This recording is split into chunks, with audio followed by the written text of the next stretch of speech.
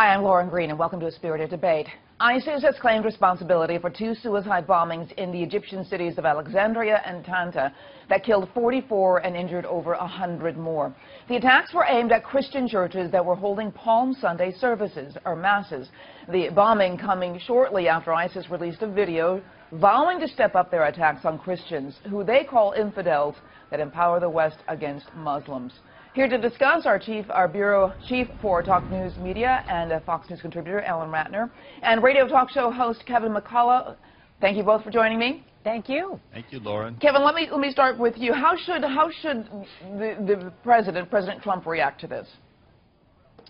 I'm not sure how the president responds as nearly as important as it is for Christians to respond worldwide. And I was thankful to see in several pulpits that I knew about in the New York area yesterday significant bodies of congregations taking time out to pray for the victims and to immediately seek kind of God's wisdom on what's going on. In terms of Mr. Trump, I think Syria and some of the other issues are going to keep his hands full at the exact moment. But I do know this. There's much that can be done with greater awareness, and so I'm grateful that you're covering it and that the limited places of people that have talked about it have had the courage to do so. Ellen, is there a political answer to this kind of terrorism, or is it, as Kevin was saying, this is a prayerful time for Christians and for the world?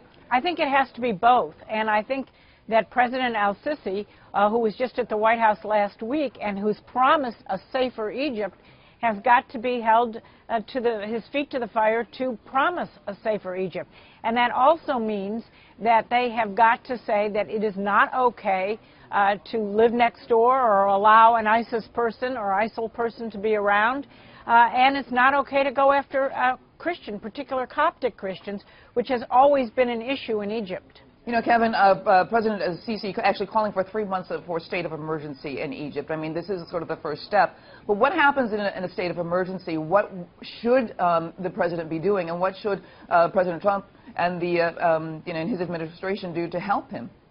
Well, I would hope that Mr. al-Sisi would recognize that the United States takes this kind of persecution pretty seriously. And if we had a little bit better record in the U.S. of opposing it on the international stage, he probably would.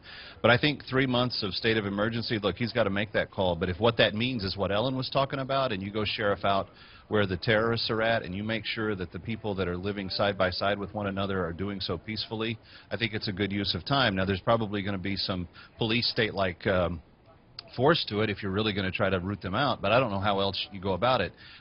Just by comparison, right next door in Israel, you have Muslims, Christians, Jews, and people of every stripe of life that live next door to each other in relative calm and peace from border to border. I know it can be done elsewhere. It's just a matter of a government insisting upon it. Right. You know, Ellen, one of the things that, the voices of, calm we're trying to avoid is inciting ISIS. And one of those ways they incite him is by calling it Islamic terrorism, because ISIS believes this is a holy war. I mean, is avoiding calling it Islamic terrorism, is that a problem or an asset? I don't think it matters what you call it. I think it matters what their actions are.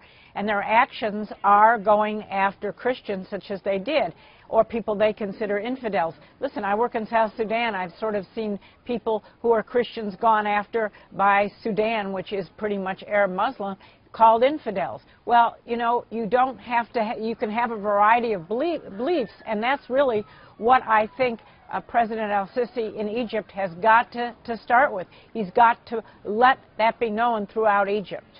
All right. And Lauren, let's be real clear. Okay. The fact that they did this on Palm Sunday should not be overlooked. It's right. Heading into a holy week for both Jews and Christians, but particularly for Christians, the Passion. And this is a message. It's one that needs to be responded to. Yeah. And Ellen, this is very true. This is the holiest week of Christianity. This defines Christianity. We can't avoid the fact that they attacked it during this time. No, we certainly cannot. And I think that has got to be sort of some double oomph to this message that I think President al-Sisi has got to give. All right. I want to thank you so much, Ellen and Kevin, for joining us today. And for more on this and other stories, check out foxnews.com. I'm Lauren Green, and thanks for watching A Spirited Debate.